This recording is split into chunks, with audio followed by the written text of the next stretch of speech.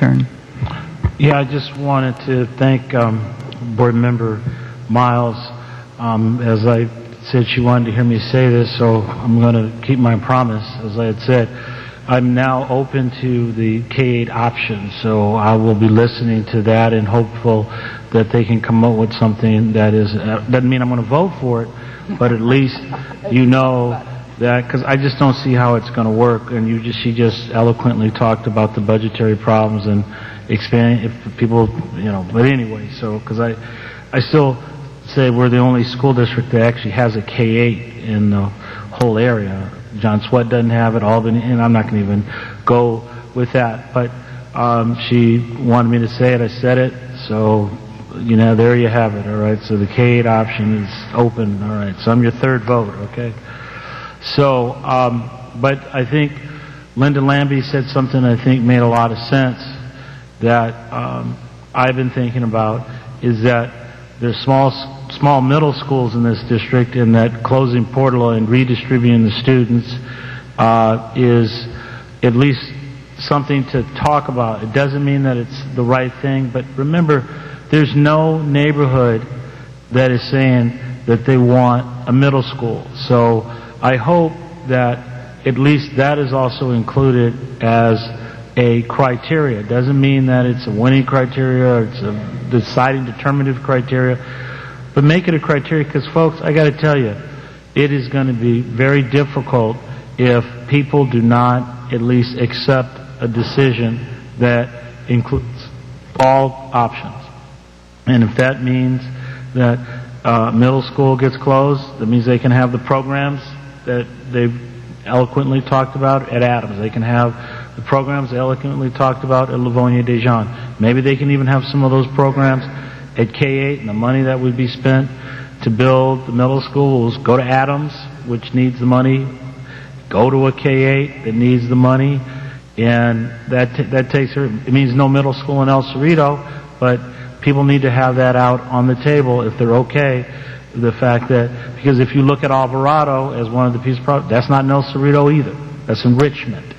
So I got to understand, for me to have some confidence, that people might say, I'm okay at not having a middle school in El Cerrito. I haven't heard that from the elected officials, but as long as people at least are open to saying, hey, maybe our choice is that we don't have a middle school in El Cerrito, the site gets sold, debt gets paid off, kids get into a middle school, they're in a middle school environment because they have art, music, whatever. It's a middle school. It's not in El Cerrito. So people have to make a decision after it's talked about. I'm not saying I agree with that. I think that's crazy. I think you want a middle school in El Cerrito. I think we need a middle school in El Cerrito.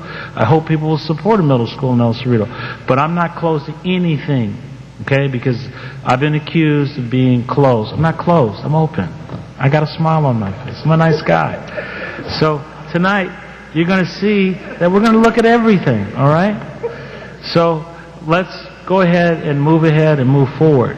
So that's my final comment, and I'll make the motion to adopt this recommendation with Ms. Pfeiffer's recommendations about the feeder schools in Richmond and the past information collected, and that's my motion.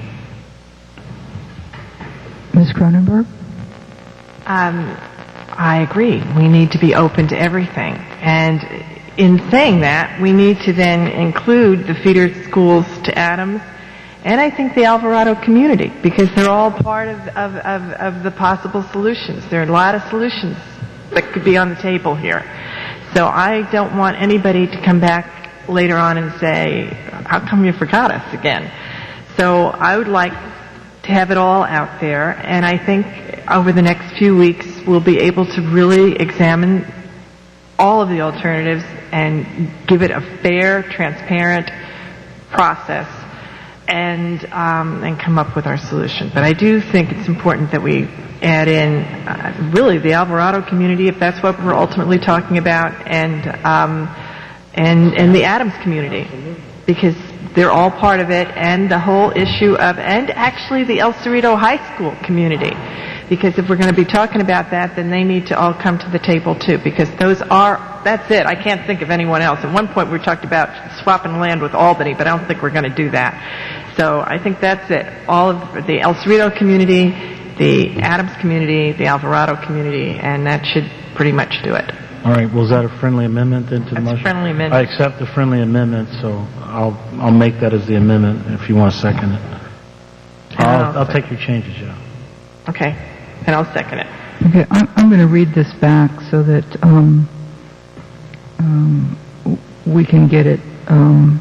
So we're just talking about the line that says, and posted on or near the front door of all feeder schools to Portola, Alvarado Elementary School, Adams Middle School, and El Cerrito High School. Alvarado Adult School. It's Alvarado Adult School. Okay. Yeah, I accept that friendly amendment. That's full notice. Got it? You got it? We got it. That's up to them. That's up to them. They'll get no if they live. Excuse me? Let's just keep it here. Miss Miles. I'm going to quit while I'm ahead because I got Mr. Ramsey saying K-A. Mr. Brown? Okay, we have a motion on the floor. It's been seconded. All those in favor, let's have a roll call vote, okay? Ms. Miles? Yes. Mr. Brown? Yes. Mr. Ramsey? Aye. Ms. Cronenberg? Yes. President Pfeiffer? Yes. Okay, thank you all.